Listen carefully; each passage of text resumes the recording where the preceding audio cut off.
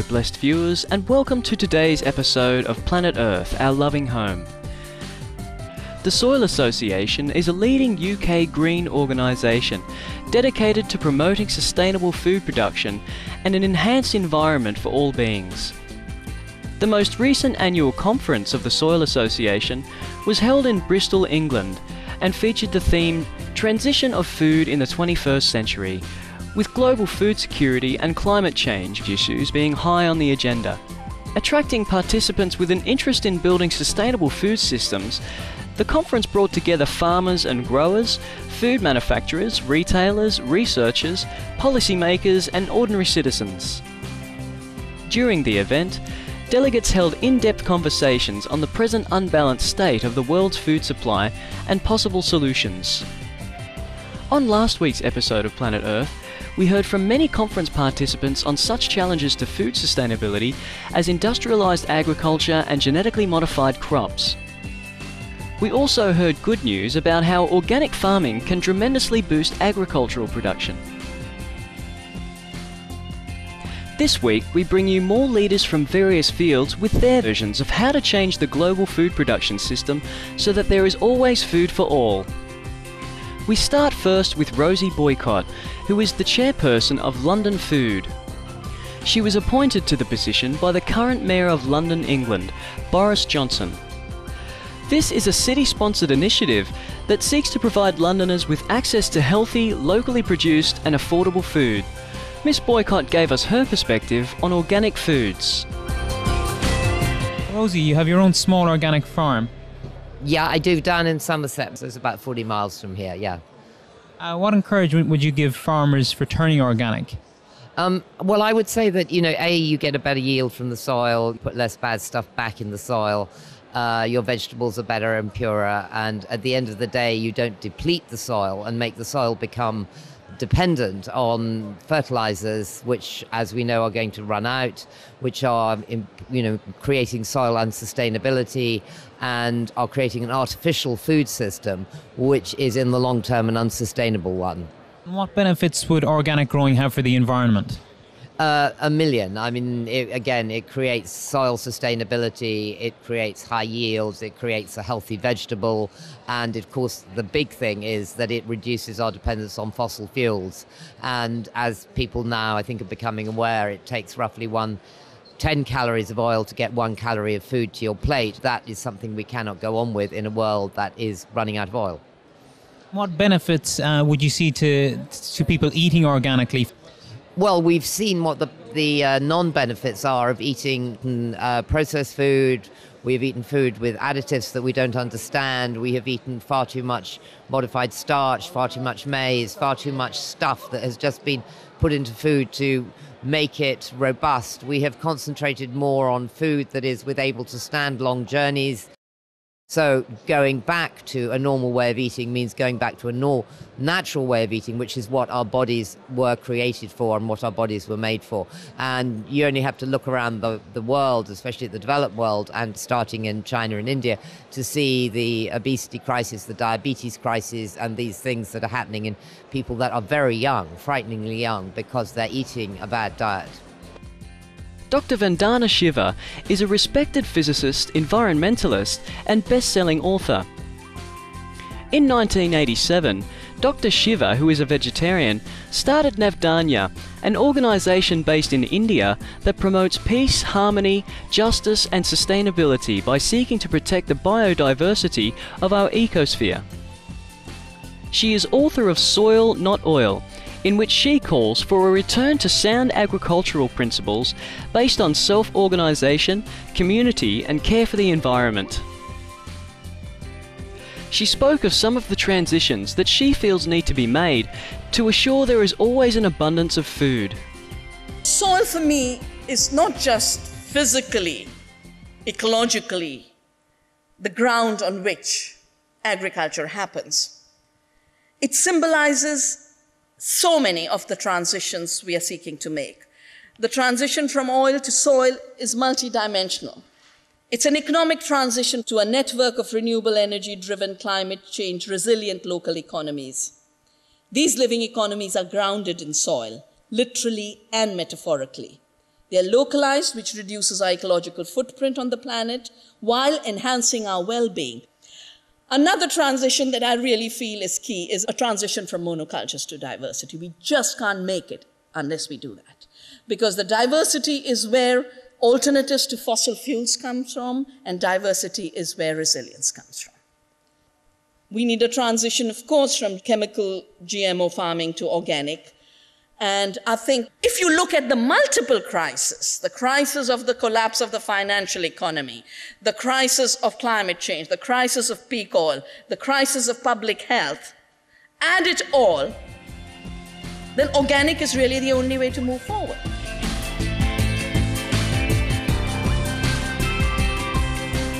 When we return, we will share the thoughts of more conference attendees from various disciplines who offer their views on how we can sustainably feed everyone on our planet. Please stay tuned to Supreme Master Television.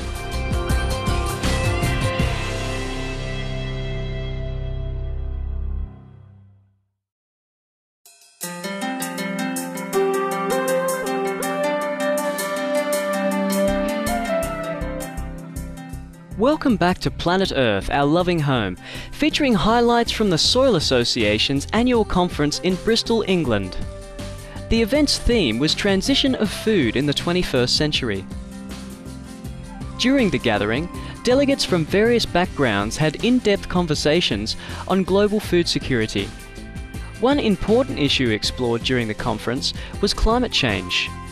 We asked some delegates about their thoughts on this most urgent threat to food security and the planet's survival. Here is Ian Tolhurst, an organic farmer who believes that switching to a vegan, meaning animal-free diet, is the fastest way to address global warming. Ian, can you tell us what organisation you're from? Yeah, I'm here representing the Organic Growers Alliance of UK.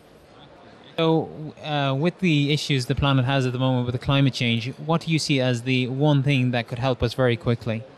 Well, a massive reduction in meat consumption, a large number of people perhaps even going the whole way and being completely vegan, certainly reducing the reliance on animal inputs would make a huge difference and would, without question, release a huge amount of land in terms of feeding people. And I think also would bring about a much more healthy lifestyle too. I think it would improve people's health. It would put food production back in the hands of the population. Factory farming, an intensive, unsustainable farming method that regards animals and our environment as mere commodities, needs to end, as it is affecting the global food supply, and the emissions from such operations are fueling climate change to a tremendous degree. Definitely stop factory farming, because the place for non-sustainability is coming from factory farming, from feeding grain to cattle, growing soybean in the Amazon to either run cars or create factory farms. And that is leading not just to more use of nitrogen fertilizer, which is causing global warming, but it's using to increase methane emissions, which is also causing global warming. So definitely absolute phasing out of factory farming and a minimizing of meat eating. So we've lost reverence for food. And with the loss of reverence for food, we have lost the capacity to understand how we reduce our pressure on this planet. The important 2006 United Nations Food and Agricultural Organization study, Livestock's Long Shadow, demonstrates how factory farming contributes more greenhouse gases to Earth's atmosphere than emissions from all forms of transport in the world combined. Ranchor Prime, author of Cows and the Earth, is a vegetarian who recognizes the inherent cruelty of factory farming. Therefore, he suggests that people respect animals just like they respect their family or friends, as we are all equal. I think a lot of people are vaguely aware of what goes on in the factory farming industry and in the slaughterhouse, and they think it's a regrettable necessity. Actually, it's not. We could live a different way if there were the will to do so. The way the world is going now, the challenges to sustainability and so on, it is a time for people to think new ideas and also maybe to go back to the wisdom of the past and make it new, to rediscover it. Mr. Patrick Holden, Director of the Soil Association, feels that sustainable and green local food systems hold great prospects for assuring the food supply in the 21st century. I think that by the middle of the 21st century, everybody will be farming organically.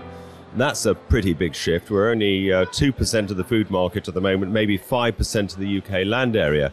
Now, clearly we won't be able to produce all our food from the UK land area, however it's farmed, because we've got a population projected to peak at around 70 million. But what we can do is produce our staple foods from our own soils, starting with fresh and perishable foods. They should be produced very near to where we live. The slightly more durable foods a little bit further afield, and then the higher value foods could come by rail or even by sea. Particularly, say, the non-indigenous products that we can't ever grow ourselves, like tea, coffee, citrus fruits, bananas. So I think there will continue to be global trade, but the clear trend will be to produce staples from our own resources. Today, local food systems are becoming increasingly popular around the world. More people are beginning to plant vegetables and fruits at home and in their neighbourhoods where there is free space, even in large cities like London. Do you feel that people within London City can actually grow their own food and make a difference? Of course, yes, they can. And there are many more spaces than people are aware of. And can you tell us the different ways that they could do this from their own home? Well, you can do it on your roof, you can do it in your back garden, you can do it in your local park, you can do it in your local churchyard, you can do it beside a canal, you can do it on a railway bank. Actually, the possibilities are endless, and it's exciting. We would like to extend our gratitude to all conference participants for sharing their perspectives on changing our world's food systems to make sure everyone across the globe always has enough to eat. Our appreciation also goes to the Soil Association for hosting such an important event to raise public awareness on how we can end food shortages and can address climate change.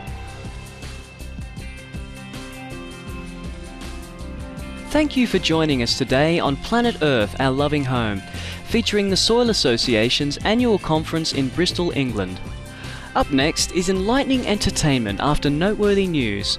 May your life be filled with divine light and abundant love from heaven.